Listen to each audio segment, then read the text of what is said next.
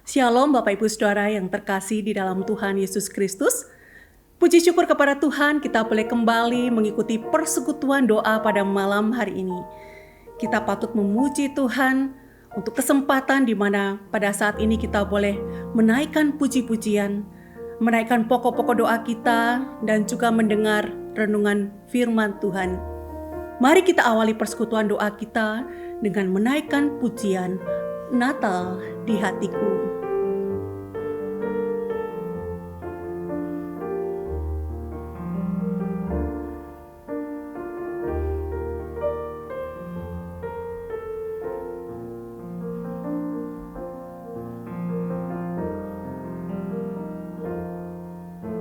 Seperti balungan layakkanlah hatiku menyambutmu Tuhan, seperti emas kemenyan dan mur, biar hidupku berkenan padamu. Sebab Natal tak akan berarti tanpa kasih-Mu.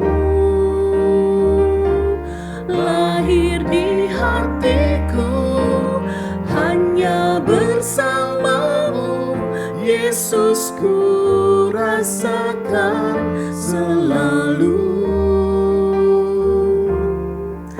Indahnya Natal di hatiku. Mari kita kembali menaikkan pujian ini. Seperti balungan layakkanlah hatiku menyambutmu Tuhan, seperti emas kemenyan dan mur, biar hidupku berkenan padamu. Sebab Natal tak akan berarti tanpa kasih-Mu. Lahir di hatiku hanya bersama-Mu, Yesus, ku rasakan selalu. Indahnya Natal di hatiku.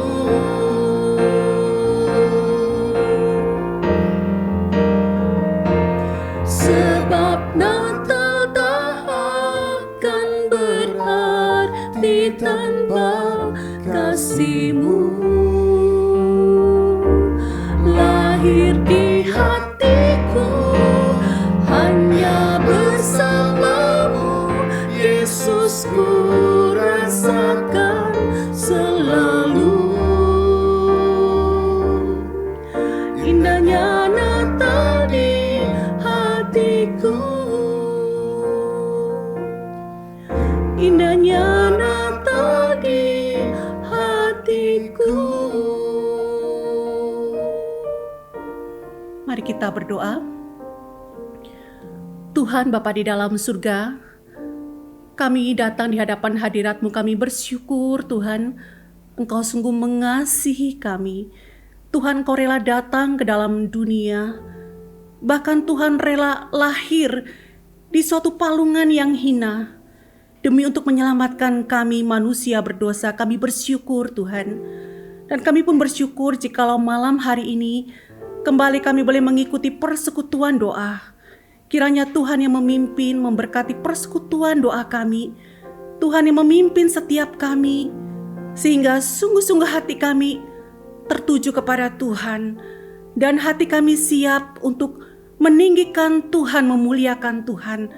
Dan biarlah firman Tuhan yang akan kami dengarkan itu pun sungguh boleh menyapakan kehidupan kami. Terima kasih Tuhan, terpujilah nama-Mu. Di dalam nama Tuhan Yesus kami berdoa, kami mengucap syukur. Amin. Saudara yang terkasih di dalam Tuhan, mari kita berdoa mengucap syukur atas pemeliharaan Tuhan. Kita bersyukur atas kesehatan dan kecukupan yang Tuhan berikan. Mari kita berdoa mengucap syukur. Bapa di dalam surga, kami bersyukur di hadapan-Mu Tuhan. Kami sungguh boleh merasakan akan pemeliharaan Tuhan di dalam hidup kami. Kami bersyukur Tuhan, Tuhan menjaga kami, Tuhan melindungi kami. Bahkan kami boleh ada sebagaimana kami ada saat ini Tuhan. Itu semata-mata karena kemurahan Tuhan, karena pemeliharaan Tuhan. Kami bersyukur untuk kesehatan yang boleh Tuhan peliharakan. Kami bersyukur untuk kebutuhan-kebutuhan kami yang boleh Tuhan cukupkan. Terima kasih Tuhan, Engkau Bapa yang sungguh baik. Engkau Allah pemelihara hidup kami. Kami bersyukur. Di dalam nama Tuhan Yesus kami berdoa, kami mengucap syukur. Amin. Saudara yang terkasih, mari kita juga berdoa bagi kerohanian jemaat. Agar jemaat boleh hidup semakin mencintai Tuhan, serta memelihara relasi yang akrab dengan Tuhan melalui doa, melalui saat teduh, dan juga melalui ibadah. Mari kita berdoa. Bapa di dalam surga, kami berdoa menyerahkan untuk anggota jemaat-Mu ya Tuhan. Di masa-masa sulit pandemi saat ini, masa-masa yang penuh dengan pergumulan, kiranya Tuhan Kau melawat jemaat-Mu. Kiranya Tuhan yang menolong untuk kerohanian jemaat Tuhan, sehingga mereka sungguh-sungguh hidup mencintai Tuhan, mengutamakan Tuhan, dan Tuhan boleh menjadi yang terutama di dalam hidup mereka. Kiranya Tuhan yang menopang mereka dengan kasih-Mu, melawat mereka, agar mereka sungguh-sungguh boleh memelihara relasi yang akrab dengan Tuhan. Mereka hidup dekat dengan Tuhan, melalui mereka tekun berdoa, tekun di dalam bersaat teduh, maupun juga tekun di dalam beribadah. Kiranya Tuhan menolong sehingga di dalam setiap pergumulan anggota jemaat, mereka tetap bersandar kepada Tuhan dan mengandalkan Tuhan. Ini doa kami Tuhan. Di dalam nama Tuhan Yesus kami berdoa. Amin.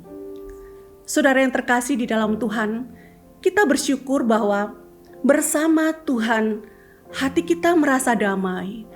Walau kita berada di dalam lembah kekelaman, kita bersyukur bahwa bersama dengan Tuhan hati kita tenang. Walau hidup kita penuh dengan tantangan dan pergumulan, mari kita bersama menaikkan pujian bersama Dia.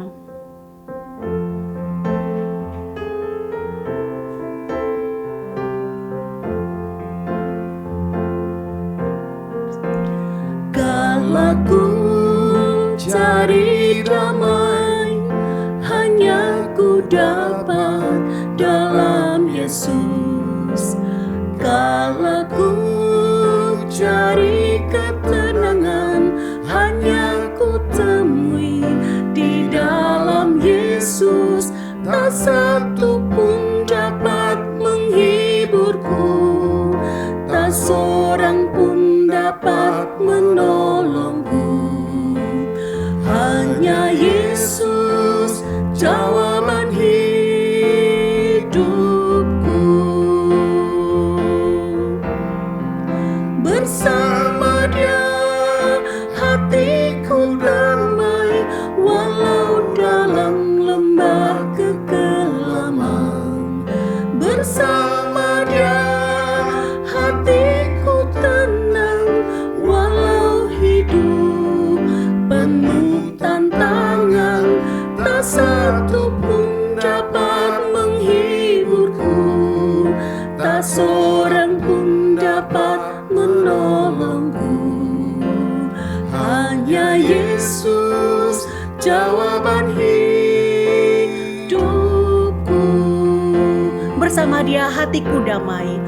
Bersama Dia hatiku damai, walau dalam lembah kekelaman. Bersama Dia hatiku tenang, walau hidup penuh tantangan. Tak satu pun dapat menghiburku, tak seorang pun dapat menolongku.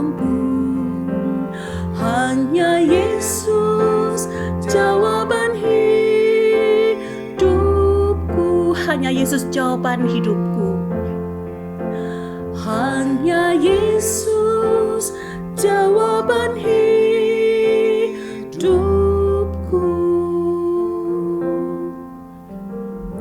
Saudara, mari kita berdoa untuk persiapan pelayanan ibadah Malam Terang Lilin pada tanggal 24 Desember, ibadah Natal 25 Desember, serta kebaktian Tahun Baru 1 Januari 2022. Mari kita berdoa.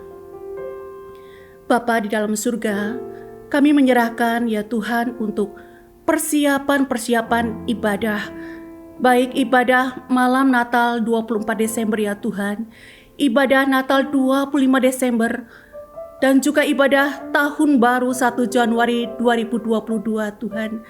Kami mohon Tuhan yang memimpin, memberkati untuk setiap persiapan yang dilakukan. Kiranya Tuhan memberkati untuk setiap penata layan ibadah.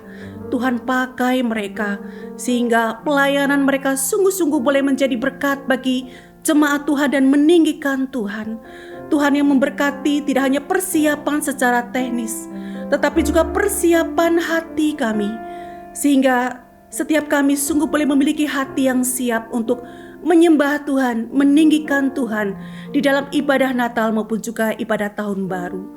Tuhan, ini doa kami, di dalam nama Tuhan Yesus kami berdoa. Amin. Saudara yang terkasih, mari kita berdoa bagi pelantikan majelis periode 2022 hingga 2024 pada tanggal 1 Januari 2022. Kita juga berdoa bagi program kerja majelis, program kerja komisi-komisi, pos-pos PI, serta program kerja Yayasan Sekolah Kristen Bina Kasih. Mari kita bersatu di dalam doa. Bapa di dalam surga, kami berdoa menyerahkan untuk pelantikan majelis ya Tuhan, periode 2022 hingga 2024 pada tanggal 1 Januari 2022 ya Tuhan. Kiranya Tuhan yang memberkati, memimpin untuk pelantikan majelis ini. Tuhan yang boleh memakai untuk setiap majelis-majelis yang dilantik.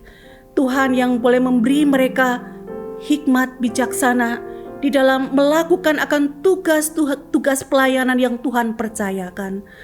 Kami juga berdoa ya Tuhan, menyerahkan untuk program-program pelayanan, baik program kerja majelis, komisi-komisi, pos-pos PI maupun juga program kerja Yayasan Sekolah Kristen Bina Kasih ya Tuhan. Kiranya Tuhan yang memimpin dan menolong untuk setiap program-program yang disusun adalah sungguh program yang boleh menjadi berkat bagi jemaat-Mu. Tuhan, terima kasih. Ini doa kami. Di dalam nama Tuhan Yesus kami berdoa. Amin. Saudara, mari kita kembali memuji Tuhan dengan pujian bersama Dia.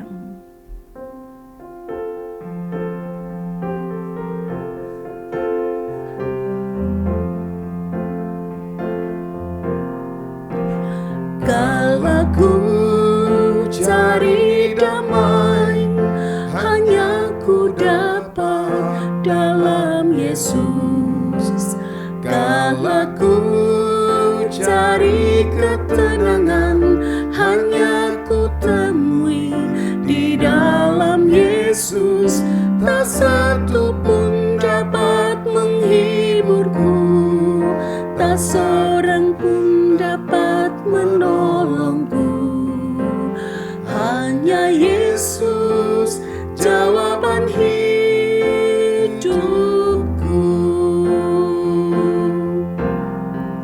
Bersama Dia hatiku damai, walau dalam lembah kekelaman.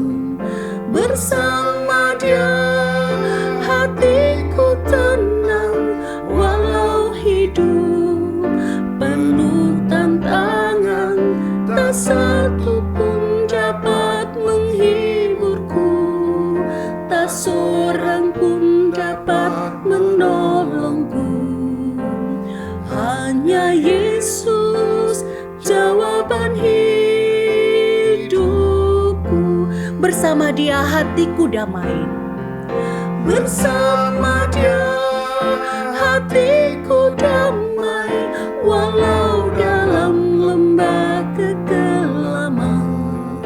Bersama Dia hatiku tenang, walau hidup penuh tantangan.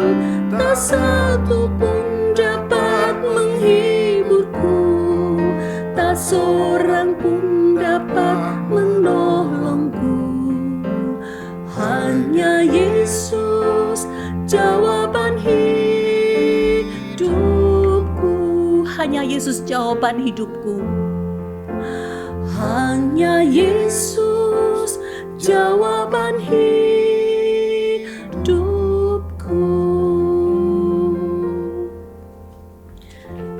Saudara, mari kita berdoa bagi pemerintah kita agar dengan hikmat bijaksana menjalankan setiap tugas, khususnya dalam menangani pandemi COVID-19 di negara kita. Kita juga berdoa mohon lawatan Tuhan bagi bangsa kita, agar bangsa kita boleh pulih dari pandemi COVID-19. Mari kita juga berdoa bagi percepatan vaksinasi serta ketaatan masyarakat dalam menjalankan protokol kesehatan. Mari kita berdoa. Bapa di dalam surga, kami berdoa menyerahkan untuk pemerintah kami ya Tuhan. Berkati pemerintah kami Tuhan. Beri mereka hikmat bijaksana. Beri mereka hati yang takut akan Tuhan di dalam menjalankan roda pemerintahan maupun juga di dalam mengambil keputusan-keputusan. Tuhan, pakailah pemerintah kami di dalam menangani akan pandemi COVID-19 di negara kami. Kami mohon belas kasihan Tuhan, lawatan Tuhan bagi bangsa kami, sehingga bangsa kami ya Tuhan boleh pulih dari pandemi COVID-19 ini Tuhan. Kami mohon Tuhan, Engkau yang menolong untuk program percepatan vaksinasi.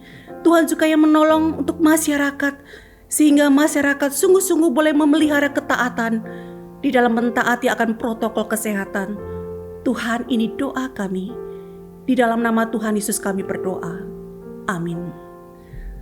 Saudara yang terkasih di dalam Tuhan, kita juga berdoa bagi jemaat yang sakit dan lemah tubuh. Kita berdoa untuk penginjil Cornelius di dalam pemulihan dari sakit stroke. Berdoa untuk Bapak Sutono, pemulihan dari sakit. Berdoa untuk Ibu Desi, pemulihan pasca jatuh. Berdoa untuk Ibu Yusnani, istri dari Bapak Lo Kaiming, di dalam pemulihan sakit mata. Kita berdoa juga untuk Ibu Li Tio Chun, mama dari penginjil Lindawati, yang dalam pemulihan dari sakit.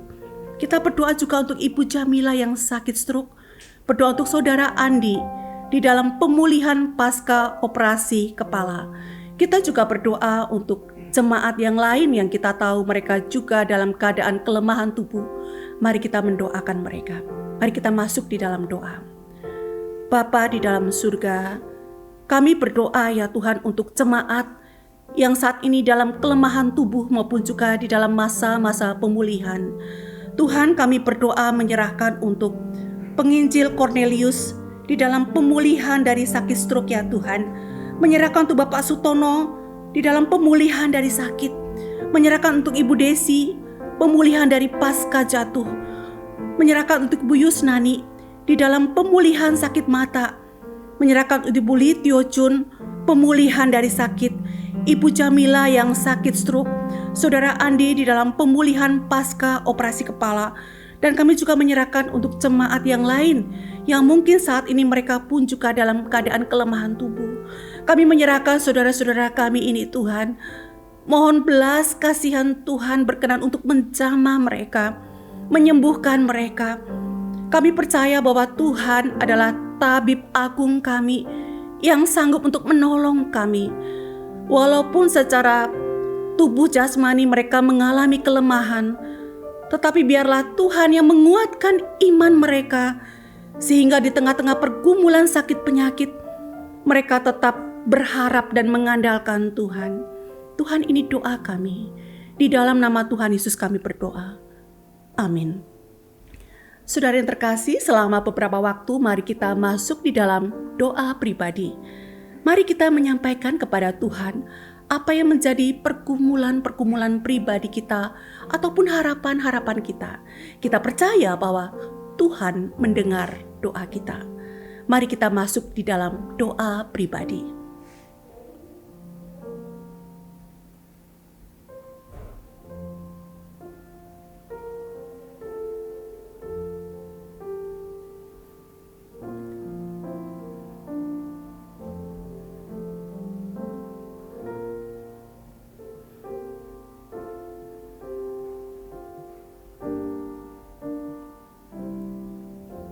Tuhan, ini seru doa kami. Terima kasih Tuhan, Tuhan mendengar akan seru doa kami. Dan kami percaya bahwa Tuhan akan menjawab doa kami seturut waktu Tuhan dan kehendak Tuhan. Ajar kami Tuhan untuk kami bersabar untuk menanti akan jawaban Tuhan. Di dalam nama Tuhan Yesus kami berdoa. Amin. Saudara yang terkasih, sebelum kita mendengar renungan firman Tuhan yang akan disampaikan oleh penginjil Mariana dengan tema Palungan yang Hina, mari kita menaikkan pujian KPPK 94 di dalam palungan. Di dalam palungan tiada yang lain, terbaringlah Yesus berbalutkan kain, bintangnya di langit bersinar terang, dan Yesus tertidur lelap dan tenang. Ternak bersuara membangunkannya, tetapi sang bayi tiada resah. Ya Yesus, sekarang hatiku tentram, Engkaulah temanku di malam kelam.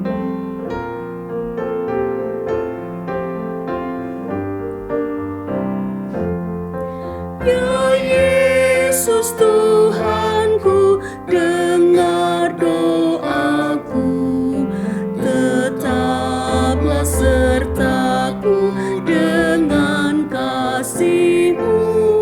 Semua anak-Mu berilah berkat, dan hidup serta-Mu di surga kelak.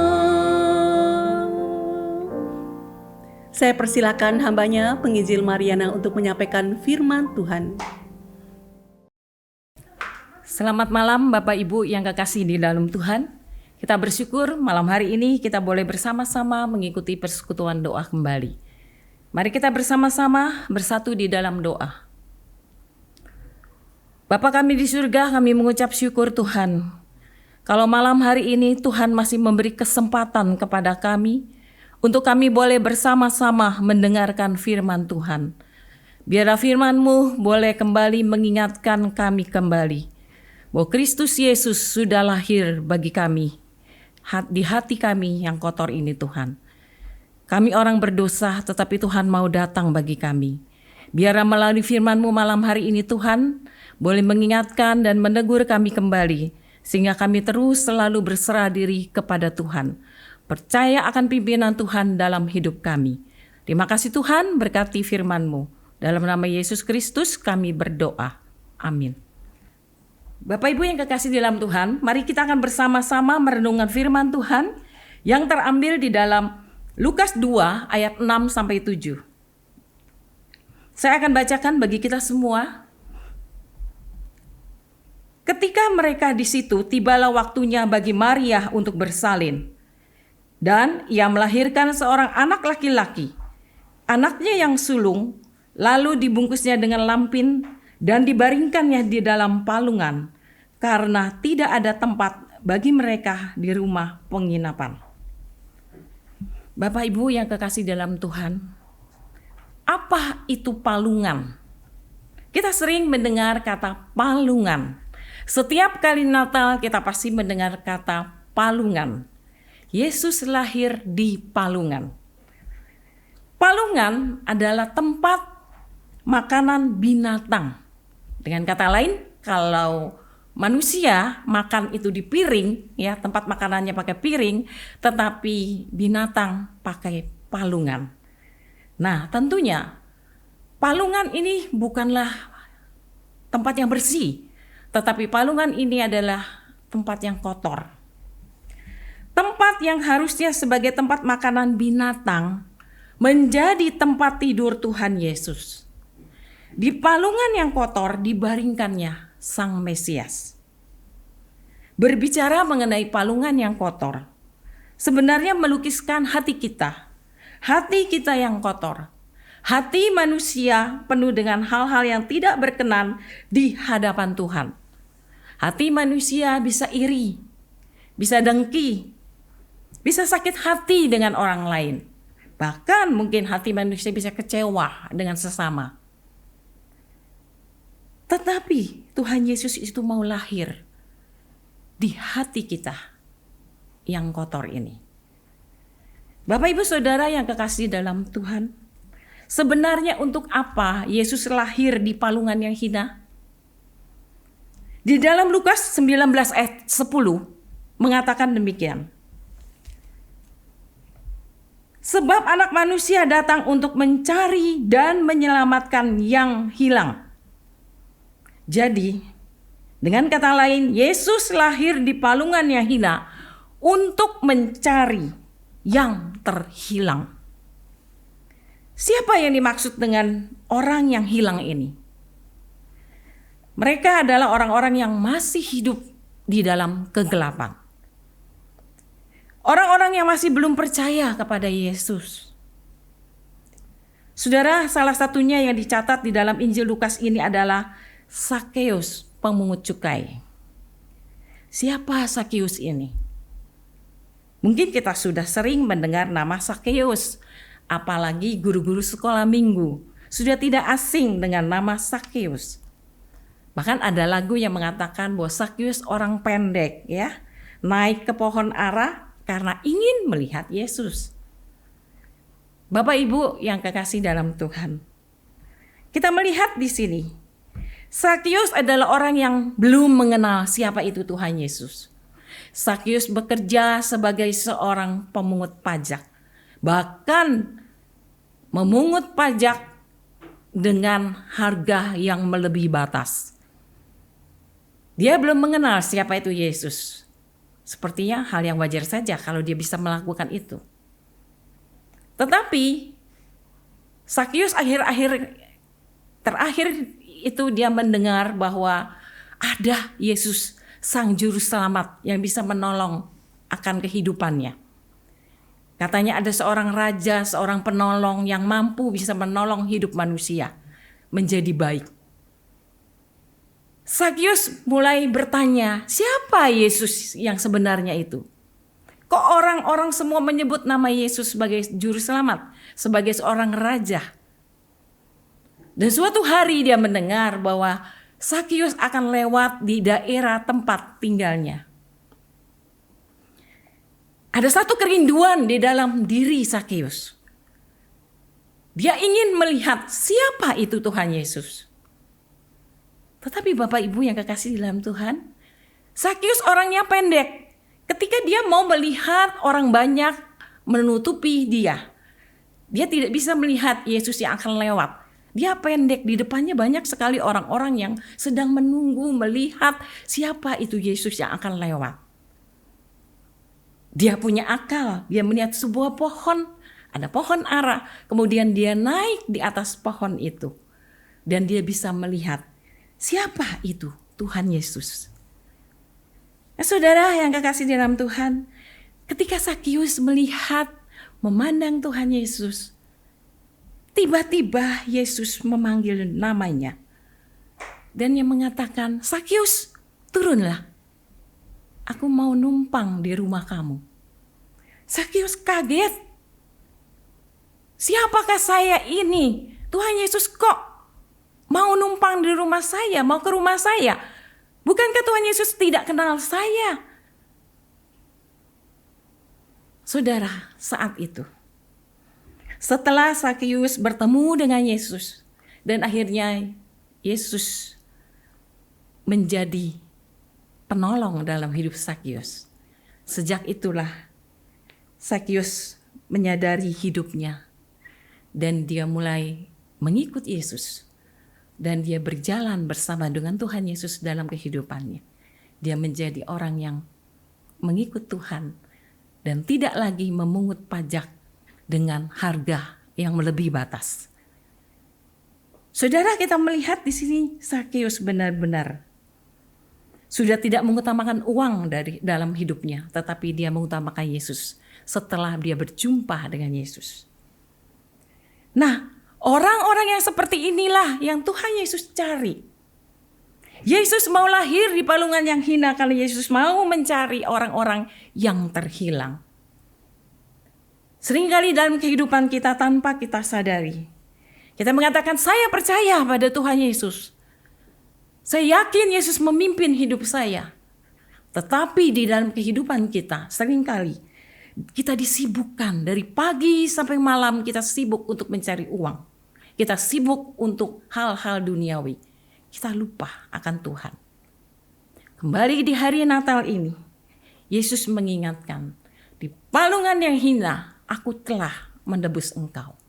Aku telah mencarimu, orang yang terhilang. Yang kedua, untuk apa Yesus lahir di palungan yang hina?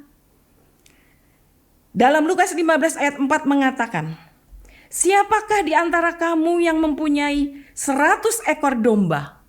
Dan jikalau ia kehilangan seekor di antaranya, tidak meninggalkan yang 99 ekor di padang gurun dan pergi mencari yang sesat itu sampai ia menemukannya.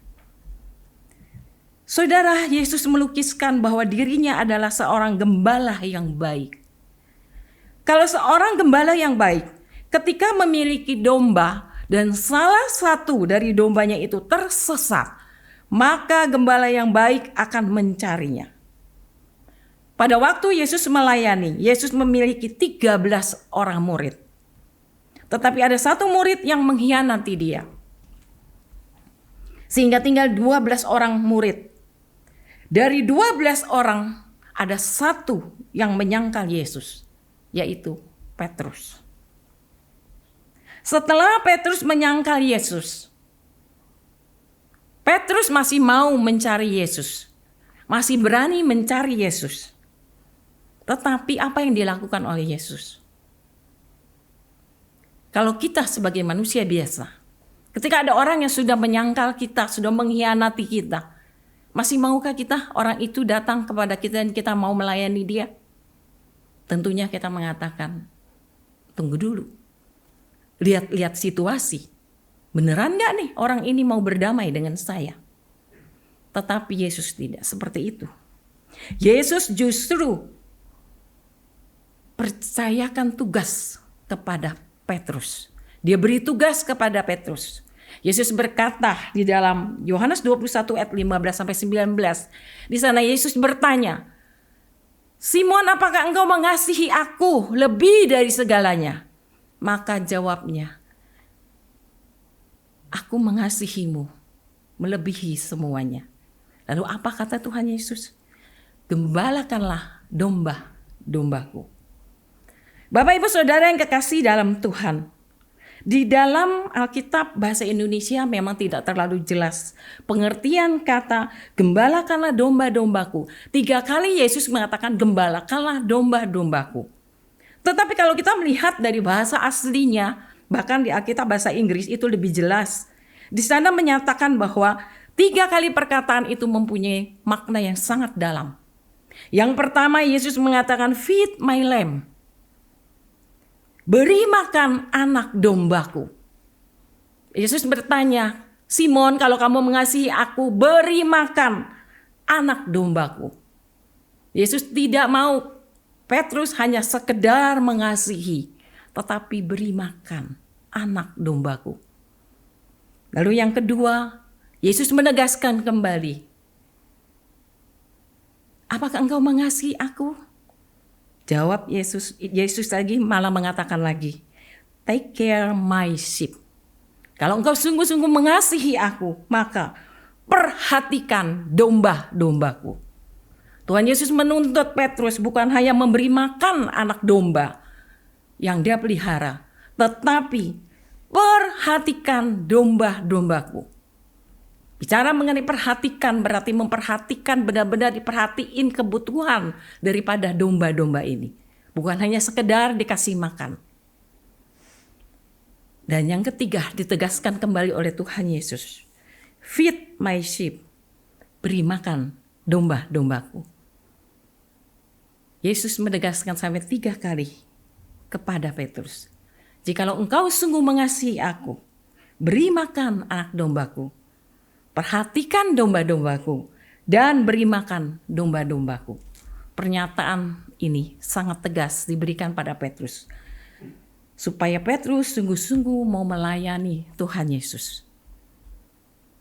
Orang-orang yang seperti Petrus inilah saudara yang dicari oleh Yesus. Karena orang-orang yang seperti inilah adalah orang-orang yang tersesat. Mereka percaya kepada Yesus namun mereka tidak mengerti siapa Yesus yang sesungguhnya. Mungkin Petrus selama ini tahu siapa itu Yesus. Sekedar tahu. Dia tidak tahu sampai sedalamnya bahwa Yesus sungguh mengasihi akan Petrus. Bapak Ibu Saudara yang kekasih dalam Tuhan. Dalam hidup kita bukan hanya sekedar tahu siapa itu Yesus. Bukan sekedar kita percaya, tetapi marilah kita minta pimpinan Tuhan untuk terus memimpin kita dan kita terus berjalan di dalam terang kasih-Nya. Ingat, Dia sudah lahir di palungan yang hina untuk kita orang-orang yang tersesat. Orang-orang yang suka berjalan sendiri dan berusaha melepaskan tangan Tuhan. Kita sering berjalan sendiri, seolah-olah kita ini mampu dan bisa berjalan sendiri. Tetapi Tuhan katakan, kamu tidak mampu kalau aku tidak memegang tanganmu. Hanya dengan kekuatan, kasih, dan kuasa dari Tuhan saja, kita dimampukan memasuki akan hidup ini. Yang ketiga, kenapa Yesus mau lahir di palungan yang hina? Mau ditidurkan di palungan yang hina. Ini menunjukkan bahwa Yesus lahir untuk orang yang tidak mampu secara finansial. Saudara, kalau kita berbicara mengenai gembala di padang, gembala-gembala ini menunjukkan adalah orang-orang miskin. Kalau gembala orang kaya, dia nggak mau jadi gembala. Untuk apa jadi gembala? Banyak uang buat apa jadi gembala? Menjadi pemilik domba kalau banyak uang. Karena dia tidak punya uang, dia miskin secara finansial, maka dia mau menjadi gembala. Palungan yang hina menunjukkan bahwa Yesus datang bukan untuk orang kaya saja. Yesus datang untuk orang-orang yang sederhana seperti para gembala. Secara finansial mereka memang tidak mampu. Tetapi mereka punya hati untuk menerima Yesus dan percaya pada Yesus.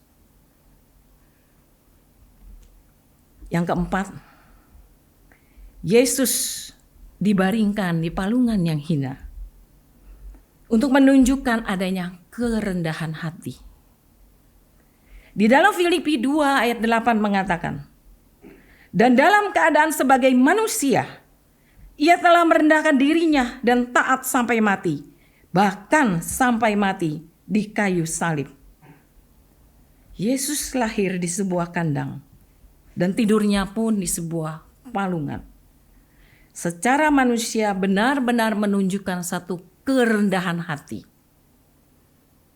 Dalam pelayanan yang dilakukan oleh Tuhan Yesus, Yesus selalu menjumpai kesulitan. Tantangan dari orang-orang yang tidak suka dengan Tuhan Yesus begitu banyak. Tapi Yesus itu taat melakukan tugasnya sampai mati. Dari awal Yesus lahir, dia harus lahir di kandang. Dibaringkan di palungan yang hina. Sampai akhir hidupnya pun dia harus mati dengan cara disalib. Bapak Ibu Saudara yang kekasih dalam Tuhan, kita melihat di sini. Kita diingatkan kembali pada malam hari ini tentang palungan yang hina. Untuk apa Yesus lahir di palungan yang hina? Yesus lahir di palungan yang hina untuk mencari orang-orang yang terhilang. Untuk mencari orang-orang yang tersesat. Untuk mencari orang-orang yang tidak mampu secara finansial. Dia mau datang untuk orang-orang yang seperti ini. Bahkan dia menunjukkan kerendahan hati sampai mati di atas kayu salib. Kiranya melalui firman Tuhan pada malam hari ini, renungan singkat malam ini boleh kembali mengingatkan kehidupan kita. Di hari Natal ini, kita bukan sekedar berpesta, bukan sekedar untuk merayakan kelahirannya, tetapi kita kembali mengenang peristiwa yang bersejarah ini. Peristiwa yang begitu mulia. Dia lahir untuk kita orang-orang berdosa. Kiranya firman Tuhan ini boleh menjadi berkat bagi kita semua. Amin. Mari kita berdoa. Bapa kami di surga, kami berterima kasih. Malam hari ini Engkau telah kembali berbicara kepada kami Tuhan. Mengingatkan kehidupan kami. Bahwa di hari Natal ini Yesus sudah datang bagi kami. Yesus mencari kami orang-orang yang hilang dan tersesat. Yesus lahir bagi kami orang-orang yang tidak mampu secara finansial. Bahkan Yesus lahir bagi kami. Untuk kami menunjukkan kerendahan hati Tuhan Yesus. Karena anugerah Tuhan Yesus sehingga kami boleh diselamatkan. Terima kasih Tuhan, Kau berkati firman-Mu, berkati kami yang mendengarkan. Biar firman-Mu ini menjadi berkat dalam hidup kami di hari Natal ini. Dalam nama Tuhan Yesus Kristus sudah berdoa dan mengucap syukur. Amin. Demikian kebaktian persekutuan doa pada malam hari ini. Kiranya Tuhan memberkati. Amin.